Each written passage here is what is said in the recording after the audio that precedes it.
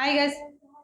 నిన్న జరిగినాయి, ఈ రోజు జరిగినాయి నామినేషన్స్ ఏవైతే ఉన్నాయో బయట ఎలిమినేషన్ అయ్యి హౌస్ లో ఉండడానికి అర్హత లేకుండా బయటికి ఆడియన్స్ పంపించినటువంటి కంటెస్టెంట్స్ అర్హత కలిగి 10 వారాల నుంచి హౌస్ లో ఉన్న వాళ్ళ తప్పుల గురించి చర్చించమని చెప్పేసి బిగ్ బాస్ ఏదైతే ప్లాన్ వేసిండో ఆ ప్లాన్ లో ఎవరు మోసపోయారు, ఎవరు బలి అయ్యారు, వీళ్ళు ఎవరిని బలి చేశారు అనే దాని గురించి మాట్లాడుకోబోయే ముందు నా ఛానల్ ఫస్ట్ టైం చూస్తున్నట్లయితే ప్లీజ్ దయచేసి లైక్ చేయండి.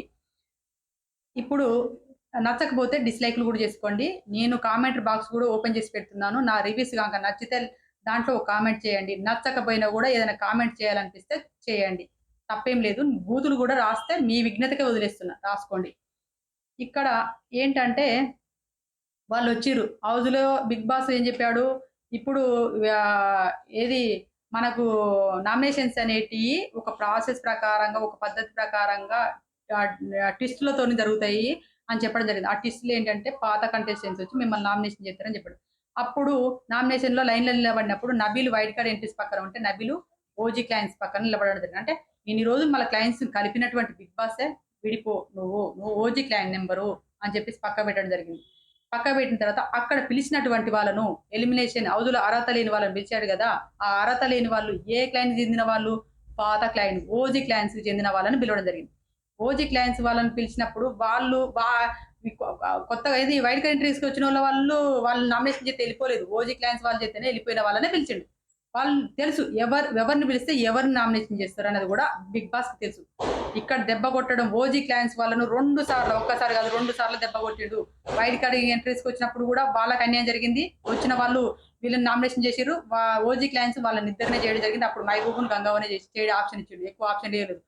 సేవింగ్ ప్రాసెస్ లో కూడా చీప్ అయినప్పుడు క్యాప్టెన్ గా ఉన్నప్పుడు కూడా సేవింగ్ ఎక్కువ కూడా ప్రాసెస్ కూడా వైల్డ్ కార్డ్ ఎంట్రీస్కే ఇవ్వడం జరిగింది. ఎక్కువగా వాళ్ళ చేతుల్లో పెట్టడం జరిగింది. ఎక్కువగా సీల్డ్ నామినేషన్ సీల్డ్ కూడా ఎక్కువగా వాళ్ళ చేతికి రావడం జరిగింది. ఈ విధంగా జరగడం జరిగింది. ఈ విధంగానే వచ్చాయి. అదే విధంగా ఇంకోటి ఏంటంటే వీళ్ళు వచ్చారు గ్రూపుల గురించి మాట్లాడుతున్నారు. గ్రూపులో ఎవరు హౌస్ లో గ్రూప్ ఆడతారో ఒకసారి కామెంట్ చేయండి. ఎవరెవరు ఆడతారు అనేది నా దృష్టిలో ఆడే వాళ్ళ గురించి చెప్తాను. రోహిణి, అవినాష్, తేజ వీళ్ళు ముగ్గురు గ్రూప్ గేమ్ ఆడతారని సోషల్ మీడియాలో కూడా ఎగొచ్చింది. వాళ్ళు ఒకళ్ళు ఇన్స్టాగ్రామ్ లో పోస్టులు కూడా పెట్టుకున్నారు. మా ఊరి సపోర్ట్ అని చెప్పి పోస్టులు కూడా పెట్టుకోవడం జరిగింది. ఒకరినొకరు సపోర్ట్ చేసుకుంటున్నారు. వీళ్ళు ముగ్గురు ఒకరినొకరు 6 వారాల నుంచి కూడా నామినేషన్ చేసుకోలే. నెక్స్ట్ పృథ్వీ, విష్ణుప్రియ వీళ్ళు కూడా ఒకరినొకరు నామినేషన్ చేసుకోలే. పృథ్వీ పైన ఎంత కోపం వచ్చినా కూడా పృథ్వీ ఆ అమ్మాయిని ఎంత పాతాలను తొక్కాలని చూసినా కూడా అమ్మాయి కోపం వచ్చి కూడా పృథ్వీ నామినేషన్ చేయలేదు. ఎందుకంటే అంత లవ్గా వాటికి. అంటే వీళ్ళిద్దరు కూడా గ్రూప్ గేమ్ అనొచ్చా, లవ్ మీరు వీళ్ళిద్దరు మంచి లవ్ బర్డ్స్ అనొచ్చా, మీరే పెట్టండి దాని కామెంటరీ. ఇక్కడికి వచ్చేసరికి యష్మి, ప్రేరణ, నిఖిల్, మళ్ళీ పృథ్వీని కూడా ఇలానే కలుపుదాం. పృథ్వీ వీళ్ళు కూడా నామినేషన్ చేసుకోలే. నబీలు నబీలు కూడా వీళ్ళ దాంట్లో వాళ్ళు నామినేషన్ చేసిండు. నబీలు ఒకటి ఇండివిజువల్ కూడా అంటే నబీలు ఒకటి ఇండివిజువల్ ఉన్నాడు అనుకున్నాం. నామినేషన్ చేసిండు. మరి గ్రూప్ గేమ్ అంటే ఇట్లనే కనపడుతుంది కదా. గ్రూప్ గేమ్లు ఏమైనా అప్పుడు క్లయింట్స్ గా పెట్టినప్పుడు వీళ్ళ క్లయింట్స్ వేరు, వాళ్ళ క్లయింట్స్ వేరు. వీళ్ళంతా డిస్కషన్ చేసుకొని వాళ్ళని వేద్దాం అనుకున్నారు. వీళ్ళంతా డిస్కషన్ చేసి మైబూబ్ ఉన్నప్పుడు పెద్ద ప్లాన్లు వేసారు. వీళ్ళంతా డిస్కషన్ చేసి వాళ్ళు ఎవరెవరిని వేయాలనేది కూడా టార్గెట్ చేసుకుని వేసారు.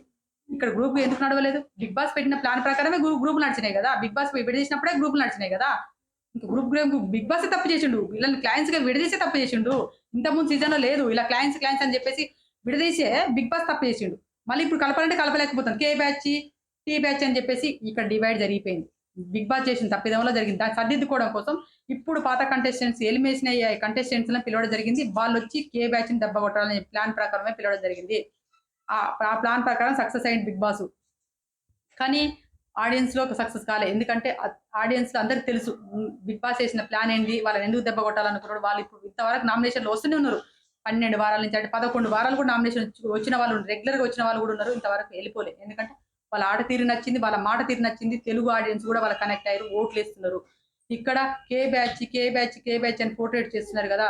ఇక్కడ ఎట్లాగూ మళ్ళా అప్పుడు వార్ వన్ సైడ్ అయిపోతుందేమో, బిగ్ బాస్ కు ఇట్లా ఏది తప్పు పడతారేమో, బిగ్ బాస్ ఇవన్నీ ఇట్లా చేస్తుండని చెప్పేసి అప్పుడు సీరియల్ బ్యాచ్ అని, ఇప్పుడు కే బ్యాచ్ అని, అప్పుడు రైతు బిడ్డ అని, ఇప్పుడు పెళ్ళం బిడ్డ అని, ఇప్పుడు సోలబాయ్ అని చెప్పేసి ఇలాంటి వర్డ్స్ అనేది వస్తూనే ఉంటాయి బిగ్ బాస్ హౌస్ లో.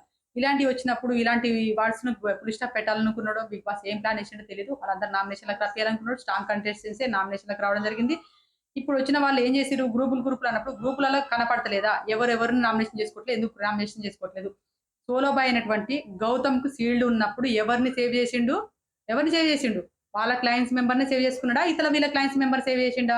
వాళ్ళ క్లయింట్స్ మెంబర్‌నే సేవ్ చేసుకున్నాడు. అప్పుడు హరితేజకిచ్చిండు.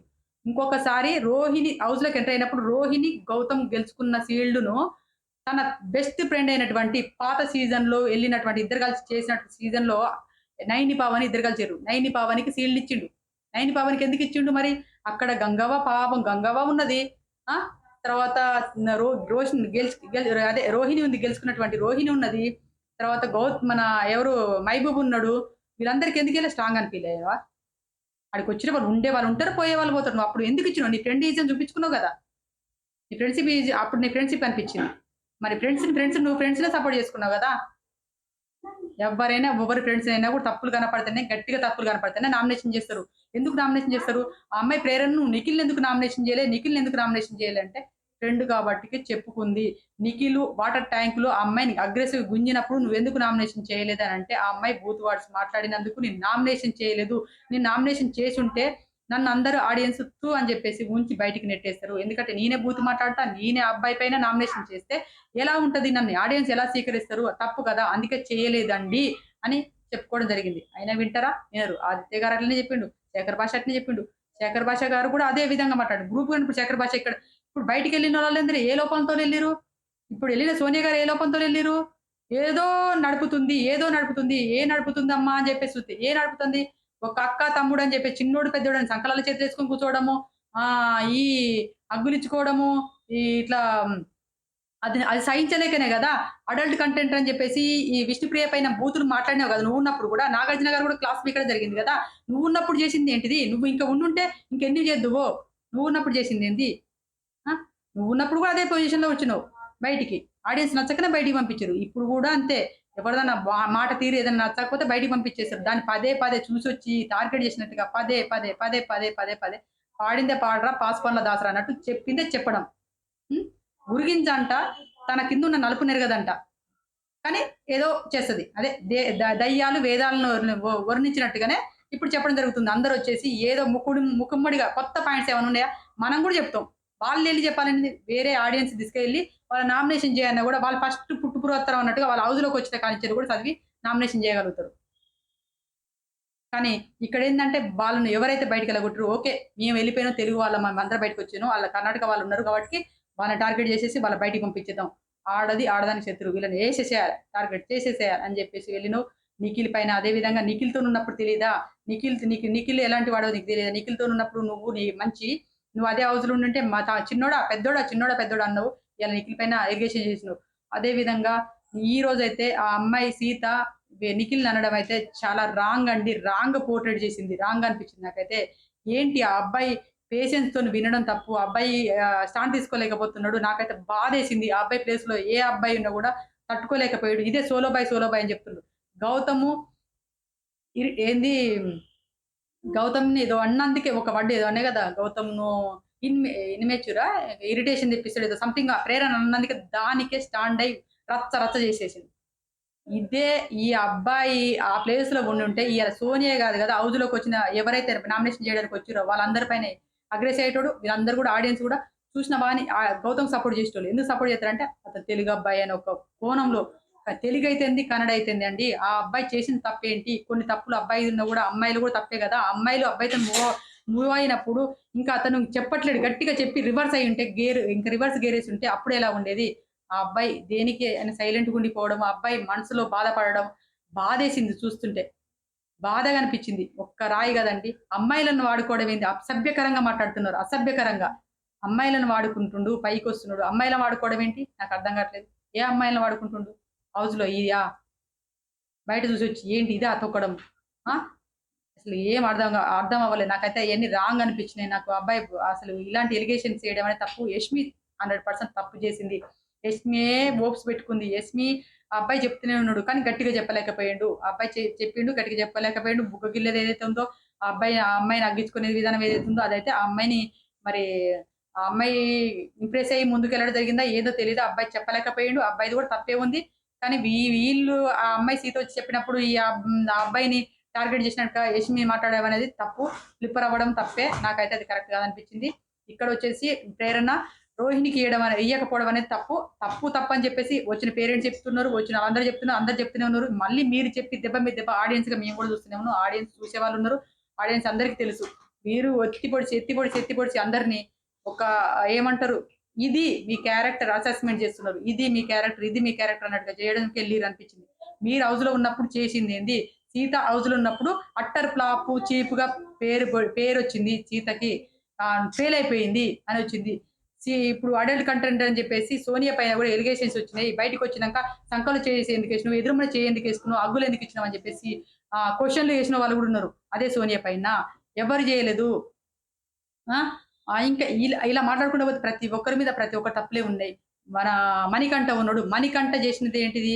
సింపతితోని ఇన్ని రోజులు నెట్టుకొచ్చిండు మణికంఠ గూడా. అందరిని అగ్గులిచ్చుకోలేదా? అమ్మాయిలందరూ అగ్గులిచ్చుకోలేదా? మణికంఠ అగ్గులిచ్చుకోకపోతే తప్పేం లేదు.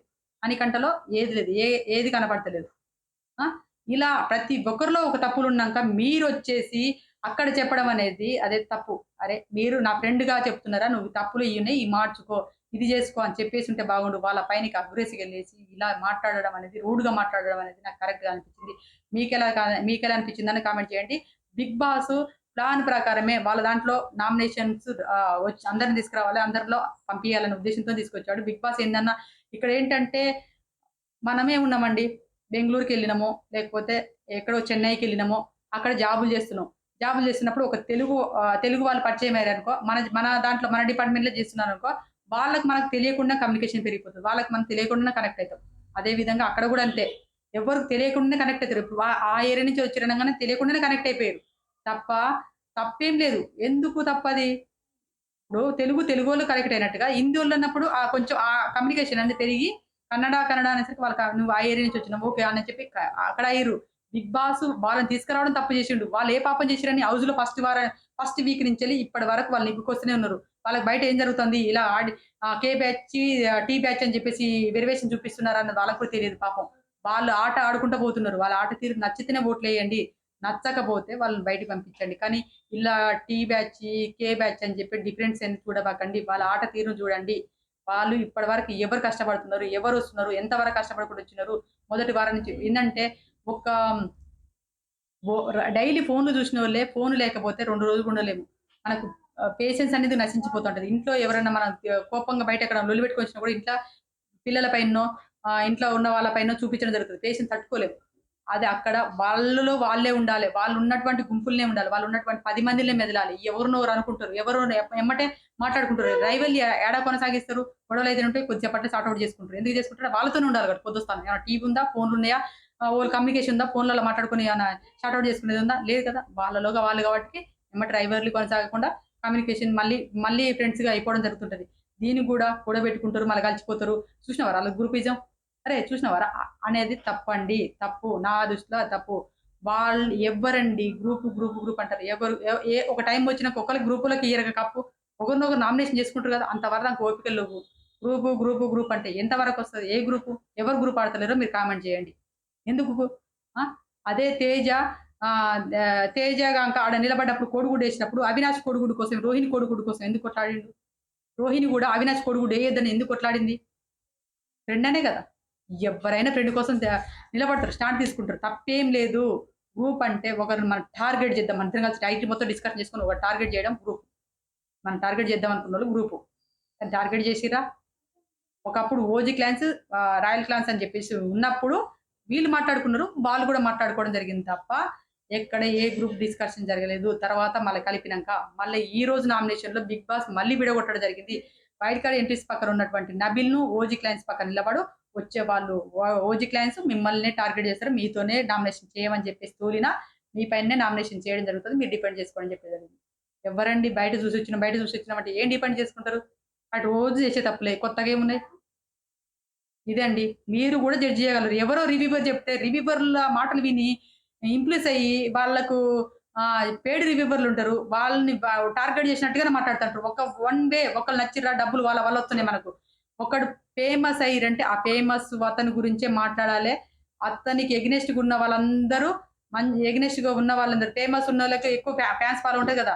వాళ్ళోళ్ళంతా మస్తు ఓట్లే నాకు రివ్యూస్ ఎక్కువ అంటే వ్యూస్ ఎక్కువొస్తాయి, డబ్బులు ఎక్కువొస్తాయని జెప్పేసి ఇలా పేడ్ రివ్యూవర్స్ కూడా చాలా మందున్నారు. ఎవరైతే పాపులర్ అనుకుంటారో వాళ్ళ గురించి పాజిటివ్‌గా చెప్పుకుంటా పోతే నాకు వ్యూస్ ఎక్కువొస్తాయి. నా వీడియోస్‌కి ఎక్కువ కనెక్ట్ అయితారు. డబ్బులు సంపాదించుకోవచ్చు అనే ఆశతోని కూడా చేసేవాళ్ళు కూడా చాలా మందున్నారు. వన్ వే థాట్‌లో పోతుర్రు. అందరిది న్యూట్రల్‌గా చూడరు ఎవరు. న్యూట్రల్‌గా చూసి చెప్పే రివ్యూవర్ ఎవరు కనపడతలేరు. నాకు తెలిసైతే.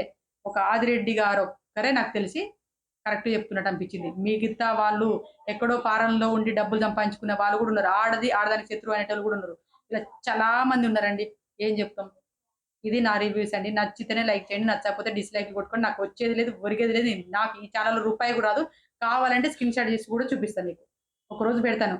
ఇది నేను ఎందుకంటే నేను చేయను ఎక్కువ వీడియోలు చేస్తలేను. బాగా బాధేసింది. నిఖిల్ నువ్వు అలా టార్గెట్ చేసినట్టు మాట్లాడడం, ఆడోళ్ళని వాడుకుంటున్నాను అనడం, ఆ విధానం చూసే నేను వీడియో చేయాలని చెప్పి చేస్తున్నా. ఇదండి. Boy friends.